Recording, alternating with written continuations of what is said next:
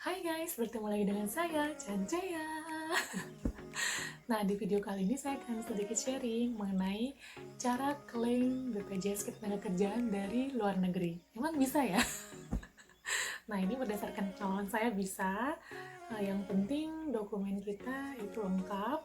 Kemudian kalau saat ini kan kalau pencairan BPJS Ketenagakerjaan itu kita tidak perlu datang lagi ke kantor cabang, jadi semuanya sudah bisa secara online. Nah, kalau kemarin saya itu ada 3 kartu BPJS Ketenagakerjaan yang ingin dicairkan, tapi 2 dari kartu BPJS-nya ini ada data yang tidak sesuai dengan iktp saya, jadi saya harus melakukan koreksi data dulu ke kantor cabang BPJS yang bekerja sama dengan perusahaannya ini. Nah, perusahaan yang pertama, kebetulan perusahaan ini sudah tutup. Nah, kemudian saya ngurus sendiri ke kantor cabang BPJS-nya. Di sana saya disarankan untuk membuat surat pernyataan di atas materai Rp6.000. Terus dokumen yang saya lampirkan adalah fotokopi kartu BPJS-nya, kemudian fotokopi KTP, dan juga fotokopi kartu keluarga. Nah, nanti kalau prosesnya sudah selesai dicek oleh BPJS-nya, nanti kita akan dikasih berupa print satu lembar kertas. Itu merupakan koreksi data dari BPJS kita tadi yang kita perbaiki. Nah, untuk perusahaan yang kedua, ini saya ada data juga yang nggak sesuai, tapi perusahaannya ini masih aktif dan masih beroperasi. Nah, saya melakukan sendiri juga untuk proses koreksi datanya ke kantor cabang BPJS-nya.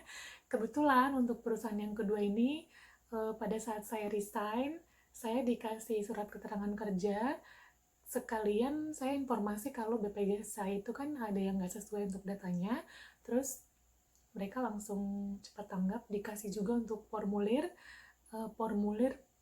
perubahan data BPJS Ketenagakerjaan yang sudah ditandatangani oleh HRD perusahaan. Nah, nanti di formulir yang tadi diberikan, kita tinggal lengkapi saja, perbaiki data mana yang nggak sesuai seperti nama, nomor KTP, atau tanggal lahir. Nah, itu kita lengkapi di sana. Nah, nanti kalau sudah kita lengkapi, kita langsung datang ke kantor BPJS lagi, kayak gitu.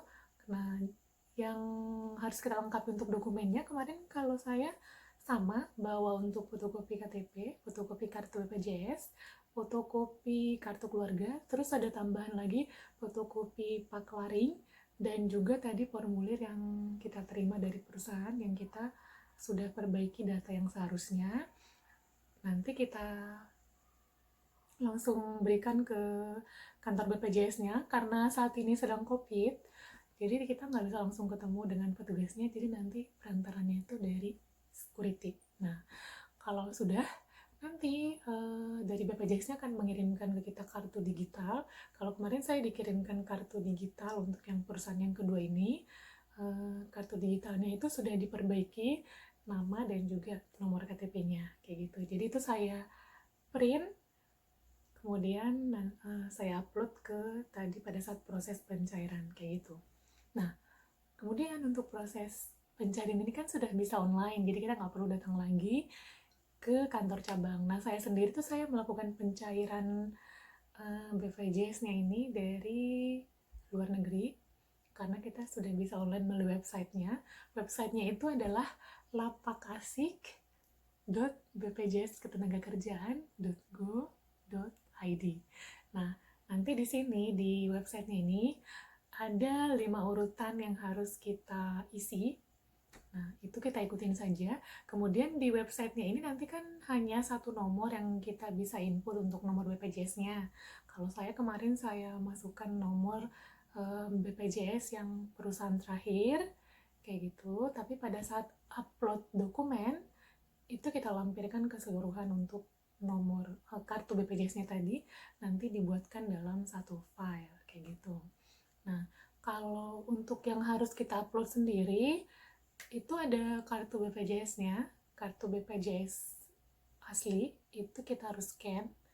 Kemudian kalau misalnya lebih dari satu tadi dijadikan di satu file, kemudian KTP, kartu keluarga, kemudian surat keterangan berhenti bekerja, kemudian rekening ini harus aktif dan atas nama diri kita sendiri, kemudian foto terbaru, foto selfie, bukan pas foto ya, jadi foto selfie terbaru, kemudian untuk formulir pengajuan JHT, dan juga NPWP. Kalau NPWP sih katanya kalau di atas 50 juta, tapi karena kemarin saya punya NPWP, itu saya upload juga untuk dokumennya, kalaupun untuk klaim saya itu di bawah 50 juta sih sebenarnya. Nah, kalau sudah nanti kita akan dapat email otomatis dapat email. Nah, email ini kita cek benar-benar, karena di email ini nanti akan dicantumkan nomor pengajuan kita, nomor pengajuan klaim, kemudian jadwal kita untuk wawancara. Nah, jadwal kita untuk wawancara ini itu nanti untuk kantor cabangnya kan kita nggak bisa milih sendiri, jadi nanti akan otomatis dari sistem acak kayak gitu. Kalau saya kemarin dapat kantor cabangnya dari Kisaran, jadi dari luar negeri. Kisaran itu melalui video call. Nah, jadwal saya itu tanggal 5 November jam 8 sampai jam 9 pagi, tapi pas saya tunggu di jam tersebut itu nggak ada di telepon. Mungkin karena antriannya agak sedikit banyak, jadi agak sedikit telat, tapi saya akhirnya dihubungi sekitar jam 11 itu dihubungi. Jadi kita ditelepon dulu dari petugasnya, Mbak, hari ini kan ada pengajuan tanggal 5. Nah, ini disiapkan dulu untuk berkas-berkasnya, nanti kita akan hubungi kembali melalui video call kayak gitu. Nah, kalau berkasnya sudah lengkap, tidak ada masalah, nanti kita akan difoto. Nah, kalau sudah dari petugasnya informasi kalau prosesnya ini akan berlangsung sekitar 3 sampai 5 hari. Nah, emang benar sih, saya kemarin pengajuannya itu tanggal 5 November itu kan hari Kamis. Nah, Kamis, Jumat, Sabtu, Minggu, Senin itu sudah cair. Nah, emang benar terhitungnya 3 hari kan, karena kan Sabtu sama Minggu itu tidak termasuk hari kerja. Jadi Kamis, Jumat, Senin dia udah cair.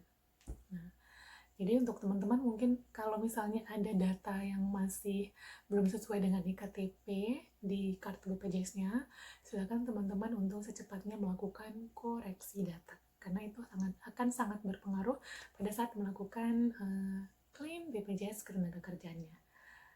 Nah, nanti kedepannya untuk teman-teman, semoga untuk pengajuannya juga di-approve. Dan semoga untuk informasi ini membantu untuk teman-teman yang akan mengajukan untuk pencairan BPJS Ketenagakerjaannya. Sampai bertemu lagi di video berikutnya. Annyeong!